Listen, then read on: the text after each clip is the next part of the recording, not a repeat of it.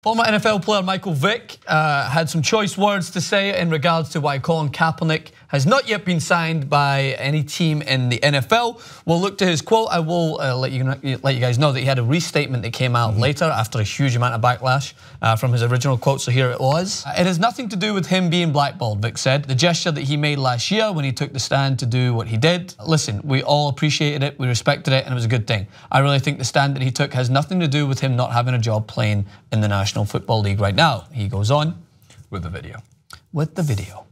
I think he really does. The first thing we got to get Colin to do is cut his hair. You know, I mean, listen, I'm not up here to try to be politically correct, but you know, even if he puts cornrows in it, I don't think he should represent himself, you know, in that way in terms of, you know, just the hairstyle. Just go clean cut. You know, why not? You know, you're already dealing with a lot of controversy surrounding this issue. That's a fascinating thing to hear you say, Mike. That he needs to do is, you know, just try to be presentable. I mean, look, so all the social media stuff that he's doing, look, we get it, we understand it.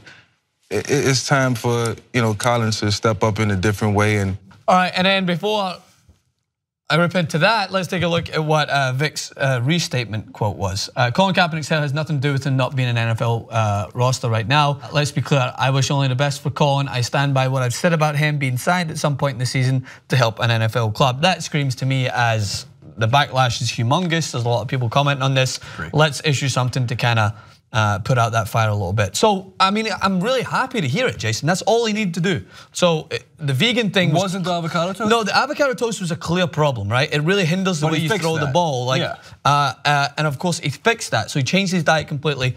He threw out that whole Tom Brady way of eating. You know, it hasn't served him. You don't want to do that. Hasn't served him well. But now all we need to know is that he just needs to get into the barber shop, get his hair trimmed, and that's how Michael Vick came back from the dogfighting ring and was back in the NFL.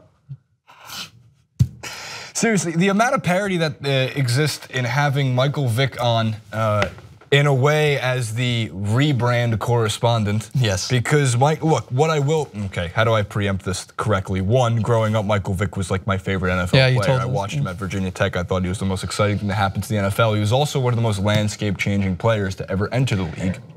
And the problem here is that I like dogs more than humans and 98% of my family and friends. Like, except for like mom, dad, and like 2 of my sisters that I like more than the other ones. Like everything else is more dogs. More than dogs, though? And then there's like you and Hassan, Zach, some other people. And Luna? Luna's, I like Luna more than you. I've always liked Luna more than before I even met her. And he did some very not so great things to dogs involving him, his brother in Virginia, running a dog. If you don't know at this point, it's he ran a dog fighting ring or funded a dog fighting ring in which the mistreatment was horrendous and almost and just heartbreaking to see. He did serve jail time for what he did. He was found guilty, and he comes out of jail and he gets re-signed to a contract. He kept in good shape. He worked with PETA to do more philanthropy for it. And does he seem rehabilitated from his mistakes? Yes. The difference here, though, is Colin Kaepernick didn't run an illegal dogfighting ring. Colin Kaepernick has done nothing that would even come close to resulting in something like jail time. And while Michael Vick's athleticism was something that propelled him to being MVP of the National Football League with the Falcons, I think, I have to make sure I'll fact check it though, and leading the Falcons to, at that point, some prominent playoff wins and the rushing record for quarterbacks at the time. And now you see it all the time. Now you see Cam Newton running the football. Now you see, oh, well, isn't that appropriate? Colin Kaepernick running all over the Packers in the NFC championship games in back-to-back years, a la Michael Vick. And playmaking. So the hilarity that for one, they have Michael Vick on to justify why he doesn't have a job. And part of it was his haircut, and the other part of it is his image, and the other part of it is he doesn't speak up about how much he wants to play in the NFL, except if you read the reports about his training. He's just he wants to play in the NFL. So, look, just add it to the wall of excuses. Add it there because that's where it belongs. It's excuses for why he doesn't have the job. It's excuses from the owners as to why they don't want to deal with what I would assume at this point, yes, would be some backlash from fans. But the idea that we actually believe owners care they really care about the fans, because it seems like they'll sell their teams and uproot them in 2 seconds. Yeah. If it means they get more money. But Kaepernick maybe cost them too much money. Yeah, no, you're spot on with all of that there. I mean, and I'm going to state off the bat that as far as what Michael Vick, the steps he took after that that atrocity, it's pretty much like what you can do to try and right the wrongs before you make a comeback into the NFL. So even though I've mentioned him in the past as someone who's came back, I'm not trying to criticize him for those decisions and what he did to get back to that place. I think he handled himself as to what he did. He served time and he was given a second chance. I've not got a problem with that. My problem is the bracket that Colin Kaepernick is put in regards to the Josh Browns and the Michael Vicks and these guys that have committed illegal atrocities, and teams have known this and have signed them when those problems were going on, like what happened with the Giants and Josh Brown. And I've done countless videos on this, man. You can just press record and you'll hear videos on this, because good videos. And I appreciate videos that Kaepernick have found. Yes, well, Kaepernick. And by the way, that was another point. I will be going on a radio show, Hot 97. On Monday to discuss this as well in New York. So I'll be excited, and I'm going to probably go into conversations around this.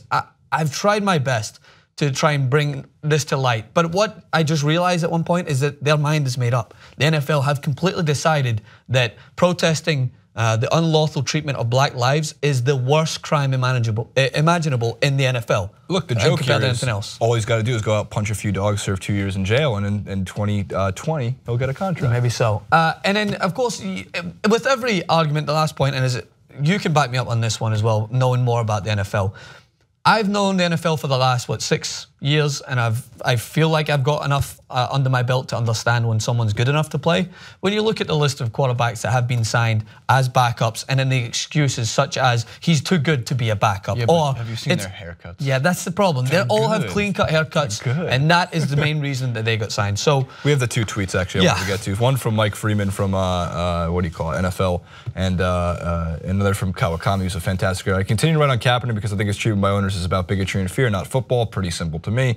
And continue from Kawakami, guys, you're trying to say that Kaepernick is awful, fine. Your league also currently employs Matt Barkley, EJ Manuel, and the list goes on and on. Like we've said this for a long time. Colin Kaepernick might not be a starter in the NFL. Here's what I do know, as I know for a fact as a Giants fan. I will trust Colin Kaepernick 100 times out of 100 more than I would ever trust our current backup Geno Smith to go into a game if whatever happened to Eli Manning as a starting QB.